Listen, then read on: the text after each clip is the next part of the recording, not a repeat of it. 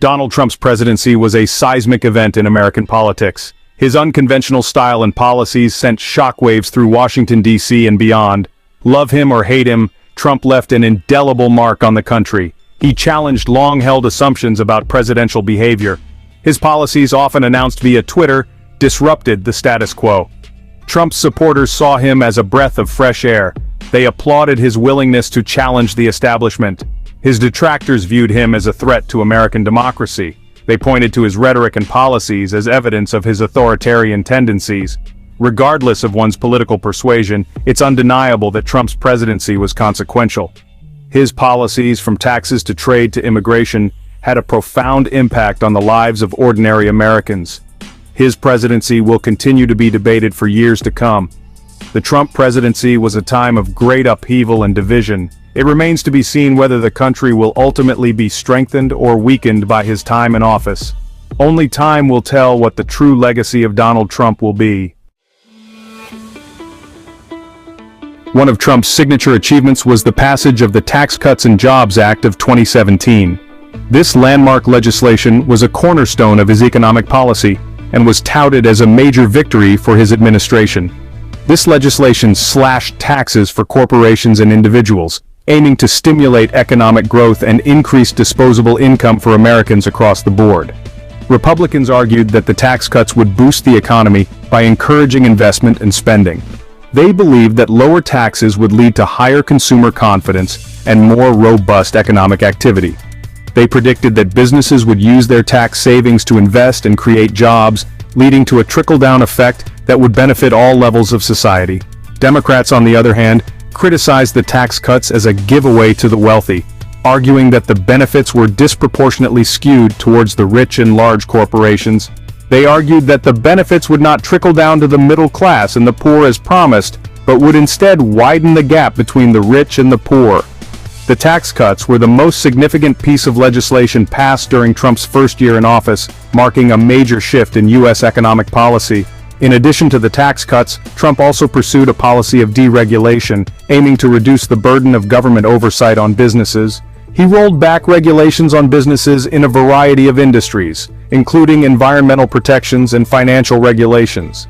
Trump argued that these regulations were stifling economic growth, and that removing them would unleash the full potential of American businesses. He believed that businesses would thrive if they were freed from government interference, leading to more innovation, job creation, and economic expansion.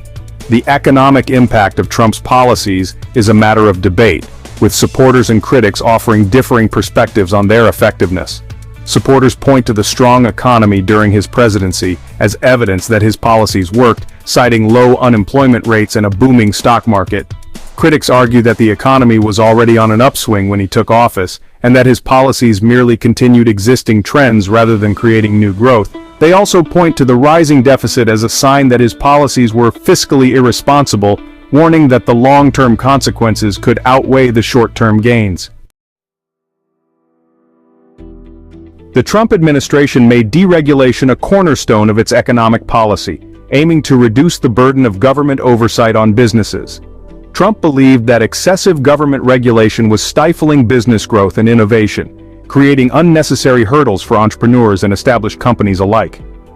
He targeted regulations across a wide range of industries, including finance, energy, and the environment, with the goal of fostering a more business-friendly climate.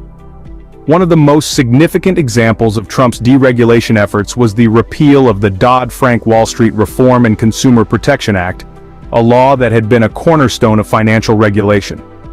This law, passed in the wake of the 2008 financial crisis, imposed stricter regulations on banks and other financial institutions to prevent another economic meltdown. Trump argued that Dodd-Frank was too burdensome and was holding back lending, making it difficult for businesses to access the capital they needed to grow and thrive. In the energy sector, Trump rolled back regulations on oil and gas drilling, aiming to boost domestic production and reduce dependence on foreign energy sources. He also sought to revive the coal industry, which had been in decline for years, by rolling back environmental regulations that he believed were too restrictive. Environmental groups criticized these moves, arguing that they would harm the environment and exacerbate climate change, leading to long-term negative consequences. Trump's deregulation efforts were praised by businesses, who argued that they would lead to job creation and economic growth, providing a much-needed boost to the economy. However, critics argued that they would weaken consumer protections and environmental safeguards, potentially putting the public at risk. They also expressed concern that deregulation could increase the risk of another financial crisis, as the safeguards put in place after the 2008 crisis were dismantled. Trump's approach to trade was characterized by his America First philosophy. This approach was a cornerstone of his administration's economic policy. He believed that the United States had been taken advantage of in trade deals with other countries. Trump argued that previous administrations had allowed other nations to benefit at the expense of American workers and industries. He promised to renegotiate these deals to get a better deal for American workers and businesses. His goal was to bring back manufacturing jobs to the U.S. and reduce the trade deficit. One of Trump's most consequential trade moves was the imposition of tariffs on goods imported from China. These tariffs were intended to pressure China into changing its trade practices. He accused China of unfair trade practices such as intellectual property theft and currency manipulation. Trump claimed these practices had cost American jobs and hurt the U.S. economy. The tariffs sparked a trade war between the two countries, with each side imposing retaliatory tariffs on the other's goods. This escalation affected global supply chains and created uncertainty in international markets. In addition to the trade war with China, Trump also renegotiated the North American Free Trade Agreement, known as NAFTA. This was a significant move aimed at modernizing trade relations in North America. The new agreement, known as the United States-Mexico-Canada Agreement, or USMCA, was signed into law in 2020. It included provisions to protect intellectual property, increase labor rights, and open up new markets for American farmers.